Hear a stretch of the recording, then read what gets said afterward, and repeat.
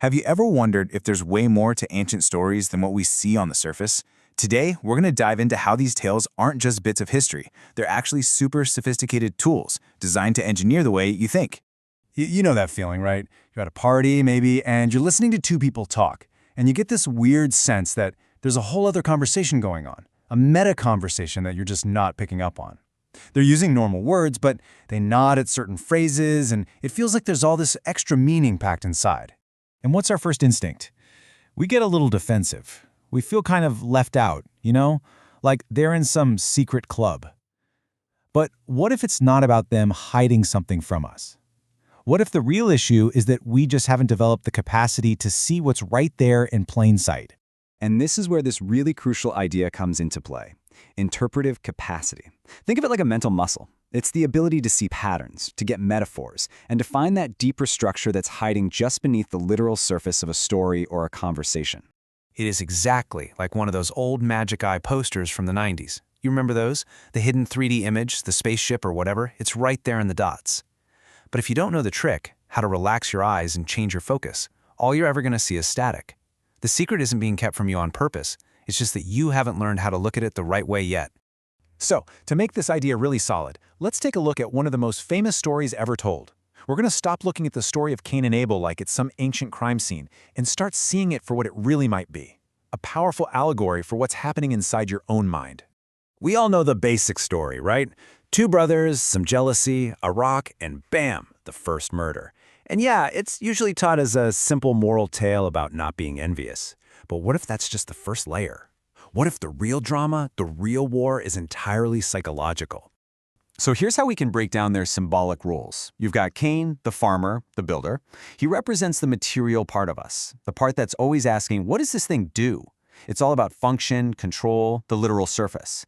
Then you have Abel, the shepherd. He represents our interpretive capacity, that other part of us, the part that looks at the same thing and asks, yeah, but what does it mean? So if we keep that framework in mind, let's go back to the main event of the story. The act of Cain killing Abel. Well, maybe it's not just about one guy murdering another. And this is the punchline. It's an allegory for a psychological event that happens in all of us. When our obsession with control, with data, with pure literalism, when our inner Cain becomes totally dominant, it actually kills our ability to see poetry, to see symbolism, to see any kind of deeper meaning. It kills our inner Abel. Okay, I know this idea of layered meaning can feel a little bit abstract, so let's use a perfect modern-day Rosetta Stone to really understand it: the story of Santa Claus. Come on, we have all lived through these three levels. First, you're a child, and your belief is completely literal. A magic man brings you presents. Then you grow up a little. You become the cynic. You find out the truth on a material level. It's a lie. It's just your parents and their money. But then, if you keep growing, you reach the third, adult level, the symbolic understanding that it's all about participating in a shared spirit of generosity. And this is the absolute key. The story of Santa Claus stays exactly the same. The words don't change. What changes is us. Our capacity to understand it evolves. The story is literally designed to unfold as our perception matures. And guess what? Ancient myths are built in the exact same way. Now, this brings up a huge question, right? If these stories are so amazing and profound, why do the traditions that hold them always feel so secretive, so mystical? I mean, if you have this incredible way of seeing the world, why wouldn't you just shout it from the rooftops? Well, it really comes down to this fundamental mismatch in perspective. From the inside, these groups saw themselves as custodians, as librarians. Their job wasn't to hide the knowledge, but to preserve a very delicate way of thinking. But from the outside, to someone with that literal Cain-only mindset, it just looks like a secret club full of conspirators who don't want to let you in. This gap actually has a name. It's called interpretive asymmetry. It's what happens when someone is communicating on multiple layers at once, both literal and symbolic, but the person listening can only hear the literal surface meaning. You're speaking poetry, but all they're hearing is prose, and they probably think you're being confusing or, worse, deceptive. And this just completely reframes the whole idea of mysticism, doesn't it? It's not some magic superpower. It's a literacy. It's a skill you develop. To me, a page of sheet music just looks like a bunch of random dots on lines.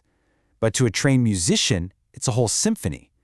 The composer isn't hiding the song from me. I just never learned the language. And all of this brings us to the final and, honestly, maybe the most profound idea of all, that the ultimate secret isn't about hidden knowledge. It's about personal maturation. There's this concept called developmental opacity, and it basically argues that certain truths aren't locked away in a vault somewhere, they're not being kept from us, they are simply ahead of us on the path, just waiting for us to grow into the life experience we need to finally understand them. I mean, think about it. Adulthood is a complete secret to a child. And it's not because adults are trying to hide it, it's because the kid just doesn't have the context to get it. You absolutely cannot explain the feeling of being 80 years old to a 20-year-old. That knowledge is just opaque until you get there yourself. So it's not that the information is hidden, it's that the meaning itself is inaccessible until our own minds are developed enough to register it. This just flips our whole idea of secrecy on its head. Suddenly, guarding a secret isn't this selfish act of hoarding knowledge. It can actually be a profound act of care, like a parent protecting a child from concepts that they just aren't emotionally or cognitively ready to handle yet. So what's the big takeaway from all this? Meaning isn't some lost treasure you find after digging in the right spot. It's not an object. It's a practice. It's a way of engaging with the world. It is the active, ongoing cultivation of the able inside your own mind. And that really leaves us with a final challenge.